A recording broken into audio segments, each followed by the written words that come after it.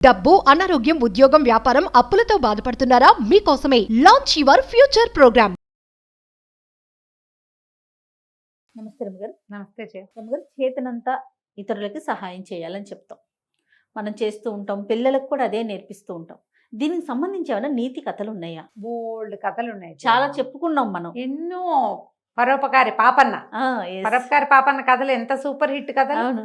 ఎవరైనా వినకపోయి ఉంటే, మీకు ఇంట్రెస్ట్ ఉంటే, పరోపకారి పాపన్న కథలు ఫుల్ సిరీస్ ఉంది మన దగ్గర. మళ్ళీ రమ్మగారు రీప్రమోట్ చేస్తున్నారు. ఆ. Please, అందరూ వినండి, చాలా బాగుంటాయి జయ పరోపకారి పాపన్న అవును, కథలు. అవును. తర్వాత వెర్షన్ కూడా పరోపకారి పాపన్న చిన్నప్పటి నుంచి పెద్ద అయ్యి పెళ్లి చేసుకుని సెటిల్ అయ్యేదాకా ఒక చెప్పాం మనం. అవును. సెటిల్ అయిన తర్వాత కథలు కూడా ఉన్నాయి కొన్ని. ఈసారి ఎప్పుడో చెప్దాం, ఒక సిరీస్ లాగా అవి కూడా. గుండు భీమన్న కథలు, పరోపకారి పాపన్న కథలు వినాల్సిందే. ఇంకా పంచతంత్ర కథలు ఇవన్నీ నీతి కథలే కదా నీతి రమ్మగారు, కథలే. సహాయం చేయాలని. ఎప్పుడు కూడా జయ పరోపకార పుణ్యాయ పాపాయ పరపీడనం అన్నారు. పరోపకారం పుణ్యానికి, పరపీడనం పాపం కలుగుతుంది. దానివల్ల ఇతరులను అంతే. ఇబ్బంది పెడితే, బాధ పెడితే, వాళ్ళకి అసహనాన్ని కలగజేస్తే పాపం వస్తుంది మనకి. ఎప్పుడూ అవసరమే. ఎవరో ఒకళ్ళు సహాయం చేయకపోతే మనం ఇక్కడ ఉంటామా జయ? అస్సలు లేదు రమ్మగారు. లేం కదా. నాకు ఒకళ్ళు సహాయం చేయటం వల్ల నేను ఇక్కడికి వచ్చా, ఆ. నీకెవరో సహాయం చేయటం వల్ల నువ్వు ముందుకు నాకు వచ్చావు. ఇద్దరు సహాయం చేశారు సరే, రమ్మగారు. నాకు ఒకళ్ళు చేశారనుకో. Okay. ఇప్పుడు ఎవరో ఒకళ్ళ సహాయంతో మొదలు పెడతాము. ఆ సహాయం చేయటం అనే పాయింట్ ఒకటి ఉంది చూసావా, అది ఇంపార్టెంట్. అంతేనండి. ఇప్పుడు వీళ్ళు మనకి చేశారు, మనం ఇంకొకళ్ళు చేయాలి, ఇంకోళ్ళు ఇంకొకళ్ళకి చేయాలి, చేస్తూ ఉండాలి. అప్పుడే ముందుకు సాగుతాం. సాగుతాం. లేకపోతే ఎక్కడెక్కడ స్తంభించిపోము రమ్మగారు. నన్నంటుకోక నామాలు కాకి అన్నట్టుగా ఉండిపోవటము అంతే. ఒకటే అయిందా. తర్వాత నా దారి నాది, ఎవడు చావు వాడు చేస్తాడు, నాకెందుకు, నా సంగతే నాకు ముఖ్యం. అలాంటి వాళ్ళు కూడా ఎవరో ఒకళ్ళకి ఏదో సహాయం చేస్తాను జయ. అలాంటి వాళ్ళు కూడా చేస్తారు. రోడ్డు మీద ఏమైనా నుంచుంటాం, ఎవరో ఏమండి అడ్రస్ ఎక్కడండి, ఏమన్నా తెలియదు అంటారు కొంతమంది. తెలియదు పాపం. కొంతమంది తెలిసినా కూడా ఈ టైం వేస్ట్ ఎందుకు, వీడితో ఎందుకు నేను మాట్లాడాలి అనుకుంటారు. ఈ రోడ్డు మీద వీడెవడితోటో నేను ఎందుకు మాట్లాడాలి అనుకుంటారు. ఇంకోటి ఉంటాడు, బాబు ఇటు నేను అటే వెళ్తాను, నా వెనకాల రండి. బంగారు కొండలు ఉండరు అలాంటి వాళ్ళు ఉంటారు. ఆకాశానికి పందిరి గుంజలు ఇంటికాడ తీసుకెళ్లి దిగబెడతారు. దిగబెడతారు. నోటి మాటతోనే అంత అడ్రస్ చెప్పేస్తారు. అవతల వాళ్ళు ఇంకా చాలా గొప్ప వాళ్ళు కూడా, మంచి వాళ్ళు అనుకో, వీడు వాళ్ళ ఇంటికి తీసుకెళ్ళి అన్నయ్య నీకోసం వీళ్ళు వచ్చారని కూడా చెప్తాడు. ఇలాంటి వాళ్ళు ఉంటేనే ప్రపంచం నడుస్తుందమ్మా. మనకి మంచితనం మీద, మానవత్వం మీద నమ్మకం కలుగుతుంది. ఈ నమ్మకమే మనకి ధైర్యాన్ని ఇస్తుంది. బతికే ధైర్యం ఎక్కడి నుంచి వస్తుంది మనుషులకి? అంతే కదండి, నమ్మకం. నమ్మకం వల్ల. ఆ నమ్మకం ఎవరి వల్ల కలుగుతుంది? అసలు దేని వల్ల నమ్మకం కలుగుతుంది? ఎవరో ఒకళ్ళు ఉండాలి కదా, అవునా కాదా? ప్రతి వాళ్ళకి వాళ్ళ జీవితంలో జీవితం పట్ల నమ్మకం కలిగించిన వాళ్ళు కనీసం 10 మందిని చూస్తాం మనం. మినిమం 10 పీపుల్ని చూడాలి. నువ్వు నమ్మకం పెంపొందించుకుని బతుకుతావా? ఒకటి బతుకుతావు. వాళ్ళ పద్ధతి నచ్చి నువ్వు కూడా వాళ్ళలాగానే ప్రవర్తిస్తావా? ఇంకా నువ్వు మహామనీషిగా బతికినట్టు. అందరం బతుకుతాం అంతే. చక్క అద్భుతంగా జీవించడం అనేది వాళ్ళ నుంచి నేర్చుకుని, అంతే కదా. అవునండి. ఇప్పుడు పాత స్కూల్ ఏదో ఒక స్కూల్లో చదువుకున్నాం, అక్కడ ఫ్రీ ఎడ్యుకేషన్ లభించింది. కొన్నాళ్ళు మన జీవిత గమనంలో పరుగులు పెడతాం, తర్వాత ఎప్పుడో ఒకరోజు తడుతుంది. వాళ్ళు ఎవడో మహానుభావుడు ఒక ఆయన కాలేజీ పెట్టాడు, స్కూల్ పెట్టాడు, లేదా ఒక పాఠం చెప్పారు మనకి, వాళ్ళ వల్ల ఇంత పైకి వచ్చాం, మనం కూడా ఏదైనా చెయ్యాలి అనిపించి ఎవరికైనా సహాయం చేస్తాం. ఇప్పుడు ఏంటి, ఒక దీపంతో ఒక 3-4 కొత్త దీపాలు వెలిగినట్టు మంచితనం కూడా అంతే. చెయ్యాలి, ఇతరులను చూసి నేర్చుకోవాలి. ఒక్కొక్కసారి ఏమవుతుంది, నేర్చుకోం మనం, అలాగే ఉంటుంటాం. కానీ వాళ్ళు వెళ్ళేటప్పుడు తమ సుగంధాన్ని విడిచిపెట్టి వెళ్తారు కొంతమంది మనుషులు. ఆటోమేటిక్గా మనం వాళ్ళలాగా చేయటం మొదలు పెడతాం. మనం చూడు, ఇప్పుడు నేను రెగ్యులర్గా నీతో మాట్లాడతానా, నా భాషలో కొన్ని పదాలు నీకు అలవాటైపోలేదా జయ? ఖచ్చితంగా అలవాటు అవుతాయి రమ్మగారు. ఆఖరికి మా ఇంట్లో పనిచేసే వాళ్ళు కూడా కొన్ని ప్రత్యేకమైన పదాలు, నేను వాడిన పదాలే వాడతారు వాళ్ళు. వాళ్ళకి పిల్లలు లేరు, అలా అన్న చేయను, సంతానం లేదు పాపం అంటారు. మా సత్యవతి కూడా సంతానం అనే అంటుంది, వాళ్ళకి సంతానం లేదమ్మా. ఆటోమేటిక్గా అప్పుడు ఇటు నుంచి అటు నేర్చుకుంటాం, అటు నుంచి ఇటు వచ్చేస్తాయి. వచ్చేస్తాయి. ఏదో ఒక పద్ధతి వచ్చేస్తుంది. 6 నెలలు అంటారు కదా రమ్మగారు. అంతే. మనం ఒకళ్ళతో, ఒక మంచి వాడితోటి కొంతకాలం కలిసి ఉంటే ఆ మంచి లక్షణాలు వస్తాయి. అంతే. ఎవరైనా ఎవరికైనా సహాయం చేస్తుంటే డిస్కరేజ్ చేయబోకండి, ఎందుకంటే అవన్నీ అనవసరంగా. మీరు ఇలాంటివి చేయబోకండి, ఇలాంటివి చెప్పొద్దు. అలా చెప్పకూడదు. నువ్వు చేయకపోతే మానేసావు, చేసేవాడిని ఎందుకు చెడగొడతావు? అది తప్పు కదా. మనకి మహాభారతంలో, భాగవతంలో సహాయం చేసిన గాథలు ఎన్ని కనిపిస్తాయో, ఇక మన నీతి కథల్లో అయితే ఇతరులకు సహాయం చేయటం అనే దానికి ప్రత్యేకమైన ఇవే ఉన్నాయి. ఈ మధ్యకాలంలో మల్లాది వెంకటకృష్ణమూర్తి గారిది ఒక చిన్న స్టోరీ చదివాను నేను. మా గ్రూప్లోనే వచ్చింది. స్టాలిన్ ఏదో ఆయన పేరు. అయితే ఆయన ఒక బ్యాంక్ ఉద్యోగి. వేరొక ఆయన ఈ కథ రాస్తున్నారనమాట. నేనున్న బ్యాంకుకి ఇతను వచ్చాడు అని. లెనిన్, స్టాలిన్ అలాంటిదే ఒక పేరు.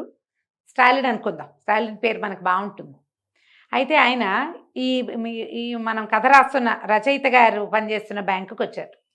వచ్చిన రోజు అందరినీ పలకరించాడు, తనంతట నుంచి షేక్ హ్యాండ్ ఇచ్చాడు. ఈయన అలాంటి వాడు కాదు, ఎందుకు మన పని మనం చేసుకుని మన ఉద్యోగం మనం చేసుకుని పోదాం అనే ధోరణి. మధ్యాహ్నం వీళ్ళకి 11 గంటలకి టీ, మళ్ళీ 3 గంటలకి టీ వస్తుంది. అప్పుడు టీ తెచ్చిన వాడు ఎవరి దగ్గర డబ్బులు తీసుకోవాలి. కొత్తగా వచ్చిన ఆయన మీ అందరికీ టీ ఇవ్వమన్నాడు. ఆయన కొత్తగా వచ్చాడు, అందరికీ టీ తోటి పరిచయం చేసుకున్నాడు. ఆయన అందరినీ చూసి నవ్వేవాడు, ప్రతి వాళ్ళకి చెయ్యి ఇచ్చేవాడు. ఎవరైనా పని చేసుకుంటుంటే వాళ్ళకి హెల్ప్ చేయడానికి ముందుకు వెళ్ళేవాడు. బ్యాంకులోకి ఎవరైనా వస్తారు, మనం ఒక్కోసారి బ్యాంక్కి వెళ్తామా, మనం వెళ్ళి నుంచుంటాము, అవతల వాళ్ళ పని వాళ్ళు చేసుకుంటారు. చచ్చిన తలకాయ ఎత్తి చూసి మీకు ఏం కావాలి అని అడగరు. అవును, చాలా బ్యాంకుల్లో చూస్తాం మనం. ఇప్పుడు కొన్ని ప్రైవేట్ బ్యాంకులో అయితే ఉంటారు చక్క సూట్లు వేసుకుని చక్క ముచ్చట కొలిపే అబ్బాయిలు. What can I do for you madam అనుకుంటూ వచ్చేస్తారు. కానీ మన పెద్ద నేషనలైజ్డ్ బ్యాంక్స్లో రారు. వాళ్ళ పని వాళ్ళు చేస్తారు. నువ్వు వెళ్ళి అడిగితే చెప్పినట్టు, నువ్వు అడగకపోతే నువ్వు ఎందుకు వచ్చావో మాకు సంబంధం లేదు. ఈ బ్రాంచ్లో అలా ఉన్నారనమాట. ఈయన మాత్రం వచ్చిన వాళ్ళని అడిగి వాళ్ళకి సహాయం చేసేవాడు, నవ్వుతూ మాట్లాడేవాడు అందరితోటి.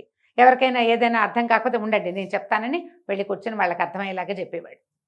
అక్కడి నుంచి రకరకాలు ఉన్నాయి కదా ఈ బ్యాంకింగ్ వ్యవస్థలో, మనము సిప్పు పెట్టడము అలాంటివి, వాటికి పెద్దవాళ్ళు ఎవరైనా వస్తే వాళ్ళకి సలహా చెప్పటం అలాంటివి చేసేవాడు.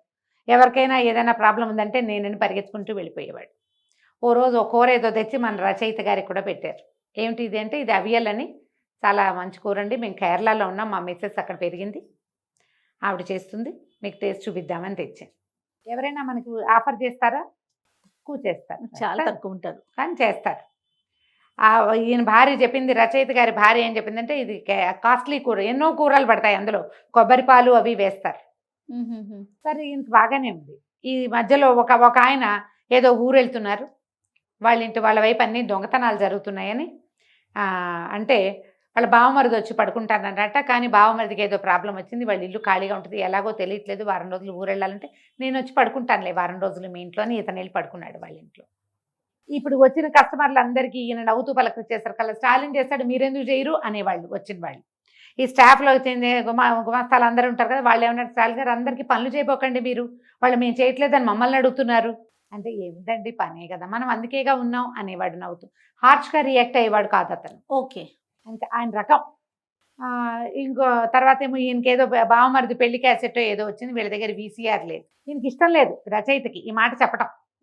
కానీ ఆయనతో చెప్పాడు, వీసీఆర్ కావాలి, ఒక సీడీ వచ్చింది అని అనగానే, ఉండండి మన మేనేజర్ గారి దగ్గర ఉందని ఈయన వెళ్ళి మేనేజర్ గారిని ఒకసారి వీసీఆర్ కావాలండి అని అతనే, ఈయన బదులు అతనే అడిగి అది తీసుకొచ్చి వీళ్ళ ఇంట్లో సెటప్ చేసి ఆ సీడీ కూడా పెట్టి వాళ్ళకి చూపించెళ్ళాడు.